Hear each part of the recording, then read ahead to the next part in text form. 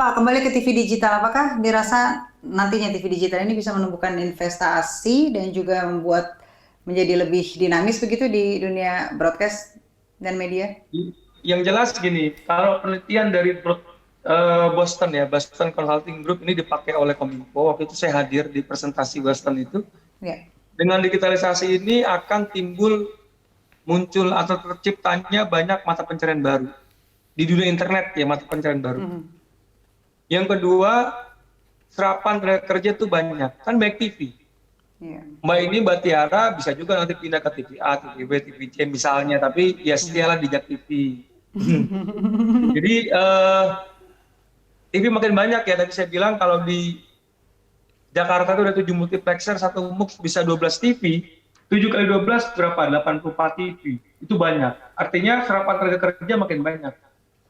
Tuh, Mhm. investasi jelas, makin banyak lah ya. Investasi akan banyak datang ke Indonesia, terutama mereka yang memproduksi konten. Nah, Baik. saya yakin kalau Indonesia ini pasar yang sangat besar. Dibanding Asia Tenggara, Indonesia ini jumlah penduduknya paling banyak loh. Mhm. 250 juta lebih ya, kurang lebih hampir 300 juta lah. Ini kan pangsa besar yang luar biasa. Dan saya yakin industri kreatif kayak Korea itu akan melirik Indonesia. Mereka akan membuat konten yang bisa konten dalam negeri ya untuk dijual di Indonesia. Nah ini saya kira memang butuh regulasi Mbak. Misalnya begini. Nah untuk TV digital, undang-undang penyiaran kita udah bagus kok. Mhm. Tertulis bahwa 60% itu mesti konten dalam negeri, 60%. 40% boleh konten asing. Artinya ini bisa merangsang, tadi saya katakan orang Korsel, itu kan kreatif, industri kreatifnya selangkah lebih maju lah kalau saya katakan. Kan kita demam Korea tuh banyak banget. Nah, Mhm. kita ingin agar mereka coba memproduksi konten Indonesia di Indonesia. Nah, kita lihat, karena 60% konten wajib konten Indonesia itu di TV. Nah, kita ingin lihat, dan saya berharap juga bukan cuma Korsel, tapi banyak negara, banyak PH, ya Disney, segala macam, coba dibuat konten untuk TV Indonesia. Saya Baik. pikir ke depan itu akan seperti itu. Baik. Tenaga kerja makin banyak, ya masyarakat diuntungkan dengan makin banyak konten, lalu saya yakin juga banyak PH luar negeri, negara-negara luar, industri luar akan membuat konten di Indonesia. Para pangsa pasar kita sangat luas. Baik. Pak Agung, TV nasional yang udah ada sekarang nih, apakah nantinya akan setara gitu dengan TV digital yang baru masuk, yang baru numbuh beberapa tahun belakangan ini, Pak? Ya secara hukum, secara normatif setara. Setara kan sama-sama dapat dilihat itu di TV kan. Misalnya TV yang lama dengan TV baru kan bisa dilihat sama kan, cuma ganti channelnya aja 1, 2, 3 sama. Nah cuma TV yang sudah lama ini kan punya pengalaman, dia punya library, punya perpustakaan kan gitu, ibaratnya gitulah Hmm. dibanding TV yang baru. Ya. Nah inilah yang kemudian menjadi modal utama mereka TV lama dalam bersaing dengan TV baru. Nah TV baru saya kira jangan kecil hati. Mhm. TV baru ya jangan kecil hati. Oke lah TV lama itu punya library, cuman kan sekarang pengetahuan itu sangat mudah didapat. Ya, ada internet, hubungan dengan luar negeri sangat mudah. Artinya kalau kemudian TV baru punya tim kreatif yang canggih, dia akan mampu mengalahkan TV yang punya pengalaman segudang. Yang berikutnya rating. Nah, kita berharap memang lembaga rating yang ada di Indonesia dari sekarang itu sudah harus merating di digital. Merating digital, kenapa?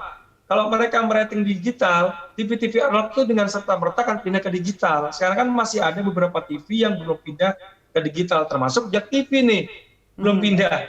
Harus Baik. pindah. Nah, kalau pindah, ya nanti di-rating oleh lembaga rating. Jadi siapa tahu Jak TV ternyata di acara kita nih ratingnya meledak. Baik. Berarti ini Amin. memang Sehingga persaingan pemotret nantinya kan banyak. akan persaingan akan lebih kuat begitu ya, akan lebih dilihat yang lebih kreatif atau yang lebih menarik Ya, begitu programnya nanti kemudian akan dipilih betul, oleh publik begitu kan Pak ya? betul, betul. Baik, Pak, terakhir nih apa sih pesan khusus bagi media di Indonesia guna menyikapi segala informasi termasuk di dalamnya sosialisasi khususnya terkait pandemi agar tetap bisa bersinergi dengan pemerintah dan juga KPI begitu, Pak? eh yang pertama, KPI mengucapkan apresiasi terima kasih kepada lembaga penyiaran yang sudah memberikan sosialisasi kepada masyarakat tentang pandemi. Ya, kontribusi TV itu besar banget. Ya, TV itu sudah memproduksi ILM, iklan layanan masyarakat, produksi sendiri, nayangin sendiri. Bayangin berapa tuh budgetnya yang keluar itu.